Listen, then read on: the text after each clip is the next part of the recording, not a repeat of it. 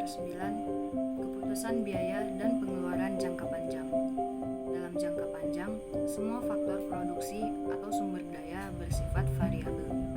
Jadi, dalam jangka panjang, sebuah perusahaan tidak hanya dapat menambah atau mengurangi jumlah tenaga kerja, tetapi juga dapat meningkatkan kualitas dan kuantitas modalnya dengan membangun pabrik baru untuk meningkatkan outputnya. Pembangunan ini memungkinkan perusahaan menjadi lebih efisien. Hasilnya, biaya naik dan turun mengikuti jumlah produksi. Selanjutnya, biaya jangka panjang, skala ekonomi, dan non-ekonomi. Peningkatan skala produksi perusahaan menyebabkan penurunan biaya per unit yang diproduksi. Dalam jangka panjang, tidak ada faktor produksi yang tetap. Perusahaan dapat memilih skala produksi apapun.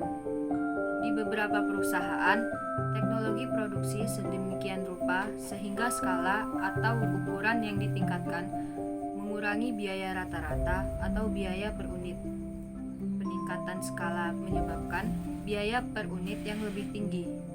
Ketika peningkatan skala produksi perusahaan menyebabkan biaya rata-rata yang lebih rendah, dapat dikatakan bahwa ada peningkatan skala hasil atau skala ekonomi. Ketika biaya rata-rata tidak berubah dengan skala produksi, kami mengatakan bahwa ada skala hasil konstan. Akhirnya, ketika peningkatan dalam skala produksi perusahaan menyebabkan biaya rata-rata yang lebih tinggi, kami katakan bahwa ada penurunan skala hasil atau skala non-ekonomi. Dapat dilihat pada kurva skala ekonomis dan disekonomis. Biaya rata-rata jangka pendek dengan pabrik kecil dengan garis warna oranye, biaya rata-rata jangka pendek dengan pabrik menengah dengan garis biru, biaya rata-rata jangka pendek dengan pabrik besar dengan garis ungu, dan biaya rata-rata jangka panjang dengan garis hijau. Lalu kurva perusahaan menunjukkan skala ekonomi dan disekonomi. Kurva biaya rata-rata jangka panjang suatu perusahaan yang pada akhirnya menunjukkan skala disekonomis menjadi naik. Skala ekonomi. Skala ekonomi adalah properti karakteristik produksi dari perusahaan individu dan kadang-kadang disebut sebagai skala ekonomi internal. Sebagian besar skala ekonomi yang langsung terlintas dalam pikiran adalah teknologi di alam. Produksi mobil misalnya akan lebih mahal per unitnya jika sebuah perusahaan memproduksi 100 unit mobil per tahun dengan tangan. Skala ekonomi berasal dari keuntungan ukuran perusahaan yang lebih besar daripada keuntungan dari ukuran pabrik. Sebagian besar perusahaan elektronik memproduksi output mereka di beberapa pabrik berukuran sedang dan berharap untuk mencapai penghematan biaya sebagian melalui ukuran perusahaan yang besar. Indonesia akan menjadi negara besar dalam skala ekonomi global pada tahun 2045. Bonus demografi bisa menjadi berkat tersendiri jika diinvestasikan secara baik dan produktif. Menteri Keuangan Sri Mulyani Indrawati mengatakan Indonesia memiliki potensi yang luar biasa pada bonus demografi mendatang. Untuk menyambut hal tersebut, maka persiapan dalam bentuk investasi harus dilakukan sejak saat ini. Sri Mulyani mengatakan potensi bonus demografi Indonesia akan berlangsung hingga 2045 mendatang. Selain melakukan investasi, salah satu hal lain yang perlu diperhatikan adalah cara menggunakan sumber daya yang sudah ada agar produktif. Katakan bahwa Indonesia memiliki potensi yang luar biasa sampai tahun 2045 pada saat kita celebrating 100 tahun Republik Indonesia merdeka. Dan untuk mencapai potensi yang besar ini, kita perlu invest hari ini. Dan dalam investasi hari ini, tidak hanya bicara tentang berapa jumlah uang dibelanjakan, tapi how we use those resource untuk bisa menghasilkan. Apakah itu berhubungan dengan human capital, apakah itu berhubungan dengan infrastruktur, apakah itu berhubungan dengan institusi dan tata kelola. Pada tahun 2045, Indonesia akan merayakan 1 abad kemerdekaan.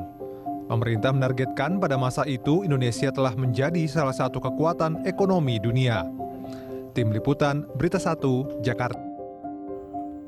Oke, selanjutnya dalam skala ekonomi ada pengembalian konstan ke skala pemeriksaan. Istilah pengembalian konstan berarti bahwa hubungan kuantitatif antara input dan output tetap konstan atau sama ketika output ditingkatkan. Jika perusahaan menggandakan input, itu menggandakan output. Jika input 3 kali input, maka output 3 kali lipat, dan seterusnya. Lebih lanjut, jika harga input ditetapkan, pengembalian konstan mengingatkan bahwa biaya produksi rata-rata tidak berubah dengan skala. Dengan kata lain, skala hasil konstan berarti bahwa kurva biaya rata-rata perusahaan jangka panjang tetap datar. Oke, skala non-ekonomi. Ketika biaya rata-rata meningkat dengan skala produksi, perusahaan menghadapi skala non-ekonomi. Contoh, skala non-ekonomi yang paling sering dikutip adalah inefisiensi birokrasi. Ketika ukuran meningkat melebihi titik tertentu, operasi cenderung menjadi lebih sulit untuk dikelola. Ukuran besar seringkali memerlukan peningkatan birokrasi yang memengaruhi insentif dan kontrol manajerial. Fungsi koordinasi lebih kompleks untuk perusahaan besar daripada perusahaan kecil, dan kemungkinan rusaknya lebih besar. Anda dapat melihat bahwa skala non-ekonomi ini bertipe tingkat perusahaan. Sebagian besar perusahaan tampaknya memiliki kurva biaya rata-rata jangka panjang yang datar, setidaknya pada beberapa tingkat output. Yang lain lagi menghadapi disekonomi dan kurva biaya rata-rata jangka panjangnya miring ke atas.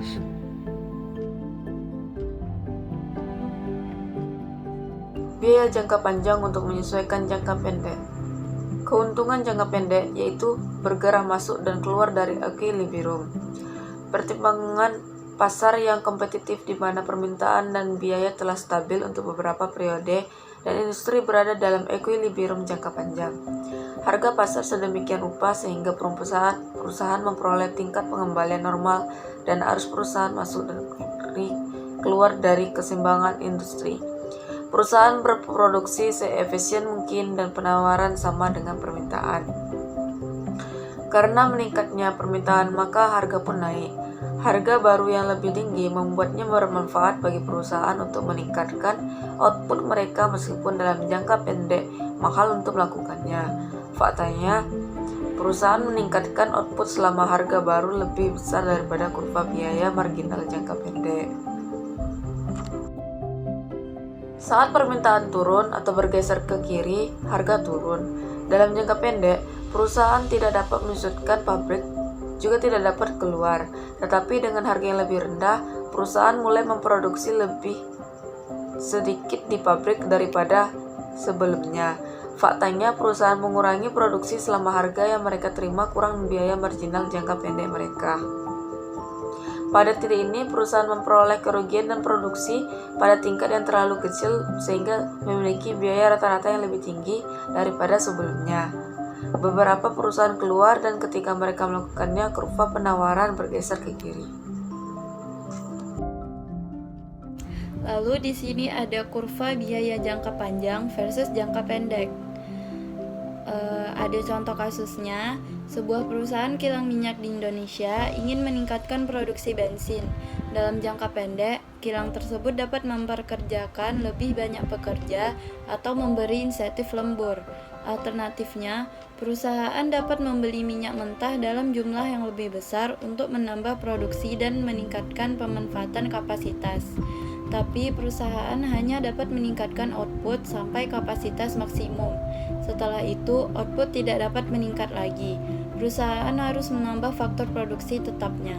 Untuk itu, perusahaan membeli mesin tambahan, memperluas ruang pabrik saat ini, atau berinvestasi dalam teknologi baru. biaya rata-rata jangka panjang dan marginal yang di fotonya ini, ketika perusahaan memproduksi output di mana rata-rata biaya jangka panjang atau LAC menurun, biaya marginal jangka panjang LMC lebih rendah daripada LAC. Sebaliknya, jika LAC mengalami kenaikan, LMC berada di atas LAC. Dua kurva tersebut berpotongan pada A, di mana kurva LAC mencapai titik terendah. Lalu masuk ke chapter 10, permintaan input, tenaga kerja, dan input market basic. Di pasar input, alasan kita meminta sesuatu bukanlah karena itu sendiri yang diinginkan, tetapi karena itu dapat digunakan untuk menghasilkan sesuatu yang lain yang kita inginkan. Sebagai contoh, sebuah firma yang ada di Batam menuntut seorang tukang las karena dia dibutuhkan untuk membuat sebuah mobil dan mobil itu memiliki nilai. Perbedaan utama antara permintaan barang dan jasa akhir dan permintaan input adalah bahwa permintaan input merupakan permintaan turunan. Semakin tinggi permintaan akan mobil, semakin tinggi permintaan akan tukang las.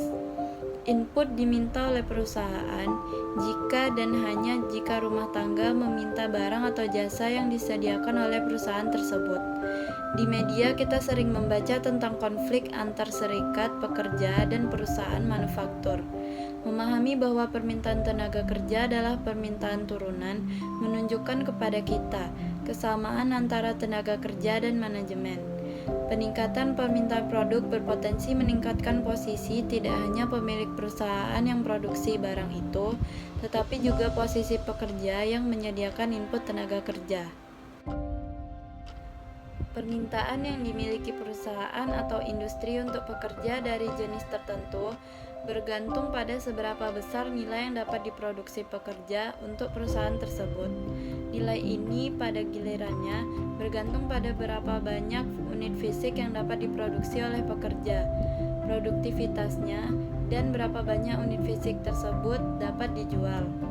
Produk marginal tenaga kerja atau MPL didefinisikan sebagai keluaran tambahan yang dihasilkan jika perusahaan memperkerjakan satu unit tenaga kerja tambahan. Misalnya, jika perusahaan membayar 400 jam kerja per minggu, 10 pekerja masing-masing bekerja 40 jam, dan meminta satu pekerja untuk tinggal 1 jam ekstra. Produk dari jam ke-401 adalah produk marginal tenaga kerja untuk perusahaan itu.